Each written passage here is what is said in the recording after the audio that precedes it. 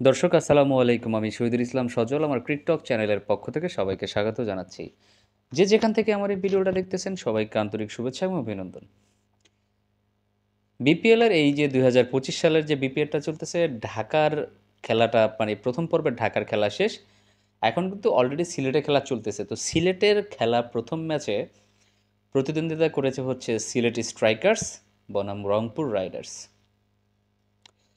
Sylhet strikers মানে অসাধারণভাবে batting করতে নেমে ২০৫ রানের একটা বিশাল সংগ্রহ করেছিল, বাট ২০৫ রানের এই বিশাল সংগ্রহ কিন্তু আপনার রংপুর রাইডার্সের সামনে কিছুই ছিল না। রংপুর রাইডার্স দিন শেষে ৮ উইকেটের একটা বিশাল ব্যবধানে জয়লাভ করছে, আর হাতে আরও ৬টা বল রেখেই কিন্তু রংপুর রাইডার্স জয়লাভ করেছে। তো কেন সিলেট স্ট্রাইকার্স ২০৫ রান করেও আপনার ম্যাচ জিততে পারলো না, আর রংপুর রাইডার্স কেন এত ইজিলি ম্যাচটা জিতে গেল, সেই ব্যাপারে টুকুর কিছু কথাবার্তা বলবো।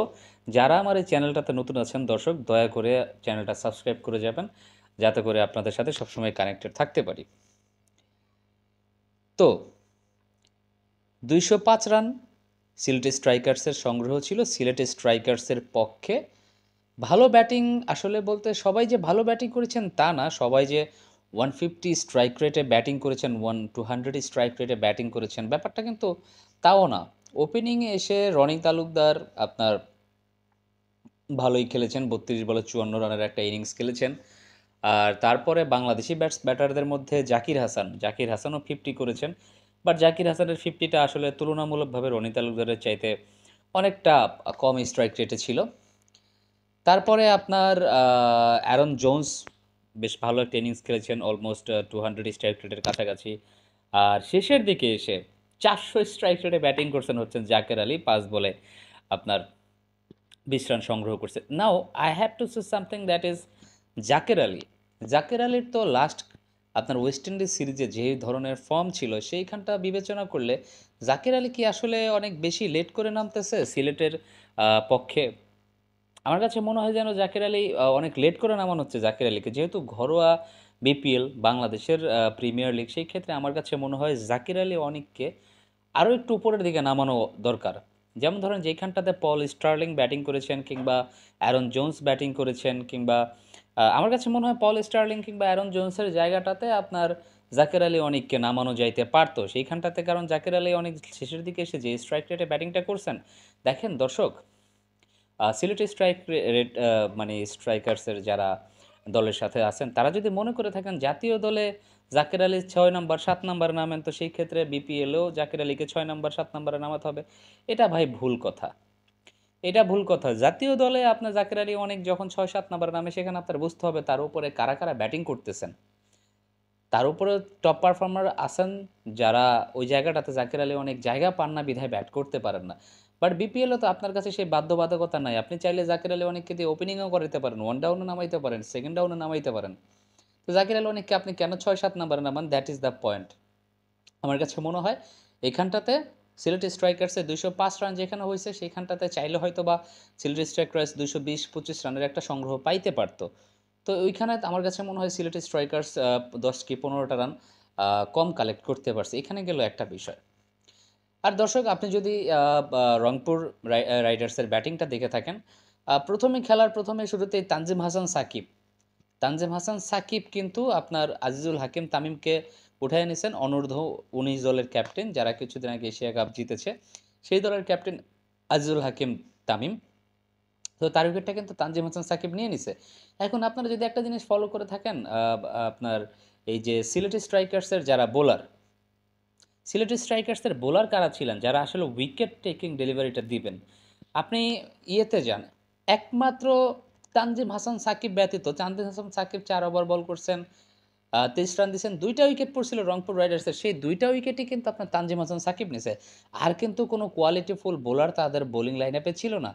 আপনার আলামিন হোসেন একদম চলেই না। আলামিন হোসেন বিপিএল খেলার যোগ্য কতটুকু সেটা আসলে বলতে পারি না, কারো ক্যারিয়ার নিয়ে আমি কথা বলতে চাই না। আসলে যারা যোগ্য মনে করেছেন তারা আলামিন হোসেনকে দলে নিয়েছেন, কিন্তু আই ডোন্ট থিঙ্ক দ্যাট আলামিন হোসেন আসলে এখন ক্যাপাবল ভালো কিছু ডেলিভারি করার জন্য ক্যাপাবল, আমার কাছে মনে হয় না। তো আলামিন হোসেন দেখেন একাই 4 ওভারে রান দিয়েছেন 53। এ হচ্ছেন আলামিন হোসেন।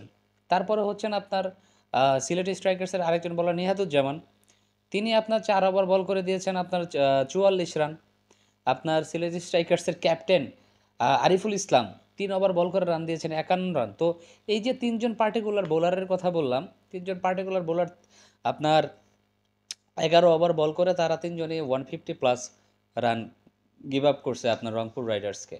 তো বাকি ৯ ওভার রংপুর রাইডার্সের জন্য ৫৪-৫৫ রান তোলাটা বেশ কিছু ব্যাপার ছিল না। আরিফুল হোসেন ১ ওভারে ২৫-২৬ রান দিয়েছেন। লাস্টের ওভারটাতে এসে আপনার আলামিন হোসেন ২১-২২টা রান দিয়েছেন।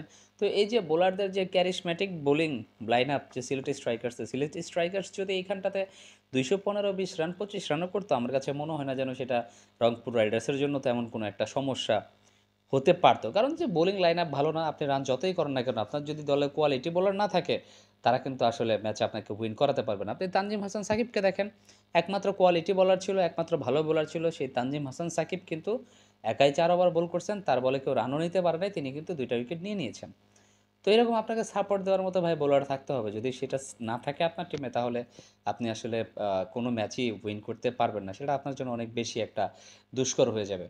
আর রংপুর রাইডার্সের কথা কি বলবো, রংপুর রাইডার্স তো আসলে ব্যাক টু ব্যাক ৪টা ম্যাচ উইন করে একদম টেবিলের শীর্ষে পৌঁছায় আছে। তো ভাবছিলাম যে আজকে হয়তোবা রংপুর রাইডার্স আটকে যাবে ২০৫ রান, যেহেতু সিলেটি স্ট্রাইকার্স করে ফেলছে। বাট আসলে দিন শেষে সেটা হয় না। রংপুর রাইডার্স পুরোপুরিভাবে যোগ্যতার প্রমাণ দিয়ে একদম টেবিল টপার হিসেবে উপরে উঠে আসছে। আপনারা যারা এতক্ষণ যাবত আমার সাথে ছিলেন, আমার এই ভিডিওটা কষ্ট করে দেখেছেন, সবাইকে আন্তরিক শুভেচ্ছা এবং অভিনন্দন। আর অবশ্যই আমার চ্যানেলের কমেন্ট সেকশনে কমেন্টস করে জানায় দিবেন যে আসলে আপনারা কি মনে করেন যে সিলেট স্ট্রাইকার্স কি করলে এই ম্যাচটা জিততে পারতো, কিংবা রংপুর রাইডার্স যে ৪টা ম্যাচ ব্যাক টু ব্যাক জিতেছে, সেখানে কাদের অবদান বেশি, বোলারদের না ব্যাটসম্যানদের, সেটা অবশ্যই আমার ভিডিওর কমেন্ট সেকশনে কমেন্টস করে জানিয়ে দিবেন। সবাই ভালো থাকবেন, সুস্থ থাকবেন। আসসালামু আলাইকুম।